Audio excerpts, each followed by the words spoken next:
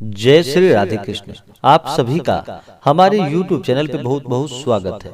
आइए आज सुनते हैं रथ सप्तमी व्रत की कथा। इसे अचला सप्तमी, सूर्य रथ सप्तमी, आरोग्य सप्तमी आदि नामों से जाना जाता है। यह व्रत हर वर्ष माघ माह के शुक्ल पक्ष की सप्तमी तिथि के दिन मनाया जाता है। इस दिन को सूर्य जयंती के रूप में मनाया जाता है। पौराणिक ग्रंथों के अनुसार भगवान सूर्य ने इसी दिन सारे जगत को अपने प्रकाश से अलौकित किया था, इसलिए इस सप्तमी को सूर्य जयंती के रूप में मनाया जाता है। शास्त्रों के अनुसार भगवान सूर्य देव को आरोग्यदायक माना गया है और रोग मुक्ति के लिए भगवान सूर्य की आराधना को उपाय के रूप में बताया गया है। माघ मास की शुक्ल पक्ष की सप्तमी से संबंधित अनेक सारी कथाएं हैं। इस दिन विशेष प्रकार से भगवान सूर्य देव का पूजन करना चाहिए। भगवान सूर्य देव पृथ्वी पे साक्षात देवता रूप में माने जाते हैं। इनसे सभी जीव जंतु वनस्पति आदि भगवान सूर्य देव से ऊर्जा प्राप्त करते हैं। भगवान सूर्य देव का इस दिन दिन भर व्रत और उपवास रहते हुए इस दिन व्रत को करना चाहिए। भगवान सूर्य देव को अर्घ्य प्रदान करना चाहिए, धूप दीप दिखाना चाहिए, भगवान सूर्य देव का पूजन करना चाहिए। इससे पुण्य फलों की प्राप्ति होती है। भगवान सूर्य देव को इस दिन जल में लाल चंदन और लाल पुष्प डालकर अर्घ्य प्रदान करना चाहिए। अर्घ्य देते समय आप इस मंत्रों का उच्चारण करें तो लाभकारी होगा।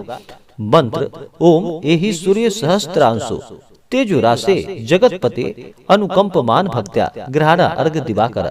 इन मंत्रों के द्वारा भगवान सूर्य देव को अर्घ्य प्रदान करे या श्री दिवाकराय नमः, श्री भास्कराय नमः इन मंत्रों का उच्चारण करते हुए भगवान सूर्य देव को अर्घ्य प्रदान करना चाहिए। स्त्रियां ओम का उच्चारण ना करें, स्त्रियां ओम की जगह श्री का प्रयोग करें।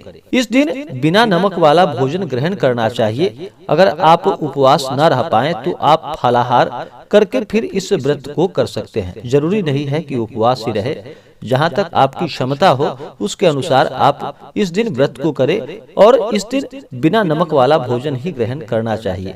इससे पुण्य फलों की प्राप्ति होती है। इस दिन शुद्ध और सात्विक आहार ग्रहण करना चाहिए। भगवान सूर्य देव का पूजन करना चाहिए। किसी के ऊपर क्रोध नहीं करनी चाहिए। अपने से बड़ों का सदा ही आदर और सम्मान करना चाहिए। महिलाओं का सदा ही आदर और सम्मान करना चाहिए। महिलाओं का अपमान बिल्कुल भी नहीं करना चाहिए। जहाँ पर महिलाओं का अपमान होता है वहाँ से माता स्थिर लक्ष्मी रुष्ट होकर चली जाती हैं, तो महिलाओं का बिल्कुल भी अपमान नहीं करना चाहिए। सदा ही उनको आदर और भाव की दृष्टि से ही देखना चाहिए और उनका आदर करना चाहिए। तो आइए आज सुनेंगे रथ सप्तमी व्रत की कथा। अगर आप हमें कथा के लिए अन्नदान, वस्त्रदान आदि के लिए ब्राह्मण दक्षिणा देना चाहते हो तो आप अपने श्रद्धा और सामर्थ्य के अनुसार हमें डिस्क्रिप्शन में जाकर के वहां से गूगल पे, फोन पे या अकाउंट नंबर के माध्यम से आप हमें ब्राह्मण दक्षिणा प्रदान कर सकते हैं। तो आइए सुनते हैं रथ सप्तमी व्रत की कथा। तो बोलिए प्रेम से भगवान सूर्य देव की जय। शास्त्रों के अनुसार कई सारी कथाएं प्रचलित है,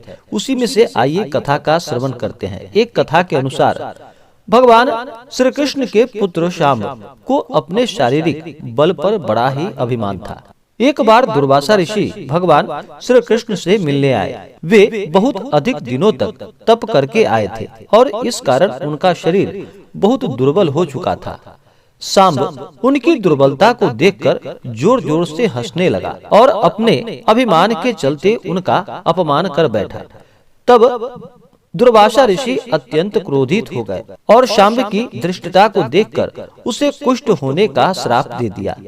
शाम्ब की यह स्थिति देखकर भगवान श्री कृष्ण ने उसे भगवान सूर्य देव की उपासना करने को कहा।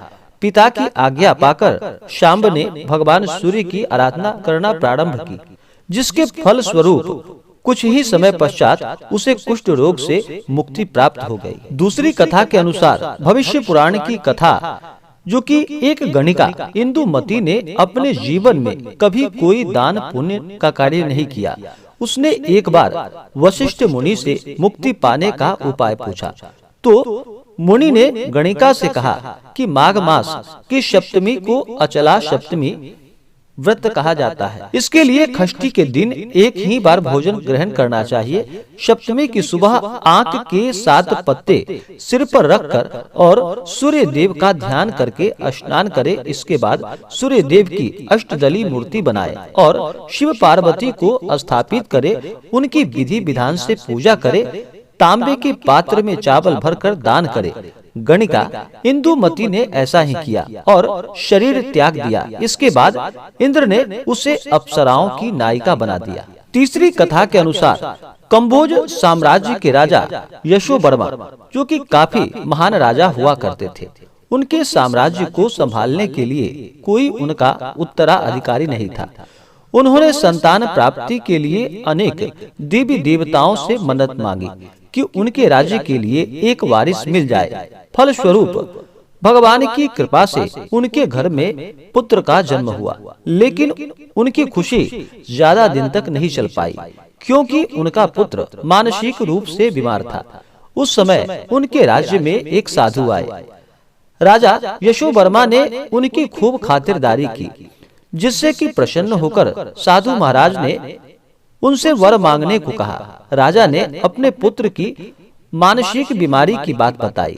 इस पर साधु ने कहा कि यह तुम्हारे पिछले जन्म के कर्मों का फल है, जिसके कारण तुम्हारे पुत्र की यह हालत हुई है।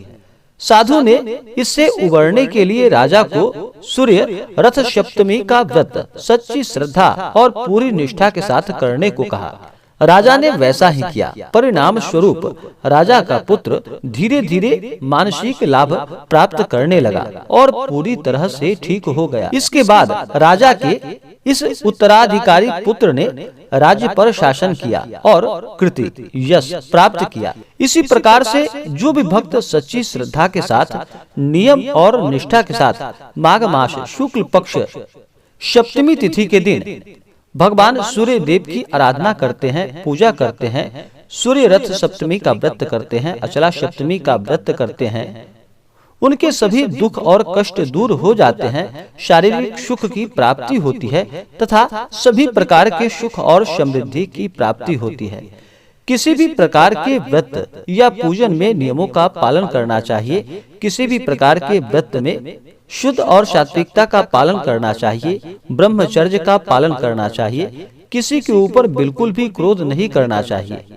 सदा ही धर्म का आचरण करना चाहिए और प्रभु पे विश्वास रखते हुए व्रत को करना चाहिए। अगर मन में विश्वास न हो, अश्रद्धा मन में नहीं रखनी चाहिए। अगर मन में व्रत पूजन के लिए अश्रद्धा हो तो उस व्रत को नहीं करना चाहिए।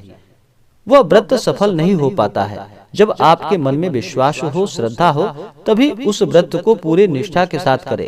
अगर भगवान का केवल सच्ची श्रद्धा के साथ उनका नाम भी अगर स्मरण कर लेते हैं, इससे भी प्रभु प्रसन्न हो जाते हैं और अपने भक्तों के ऊपर अपना कृपा बनाए रखते हैं।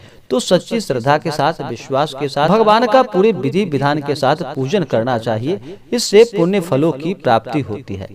तो आशा करता हूँ कि यह जानकारी आपको अच्छा लगा हो। ऐसे ही ज्ञानवर्धक जानकारियाँ प्राप्त करने के लिए हमारे इस चैनल को लाल बटन दबा करके सब्सक्राइब करें। साथ में बेल आइकन घंटी दबाएं ताकि मेरे वीडियो का नोटिफिकेशन आपके पास सबसे पहले पहुंचे। वीडियो को लाइक और अपने मित्रों तथा दोस्तों के साथ शेयर करें। सुखी रहें और स्वस्थ रहें। जय श्री राधे कृष्ण। धन्यवाद।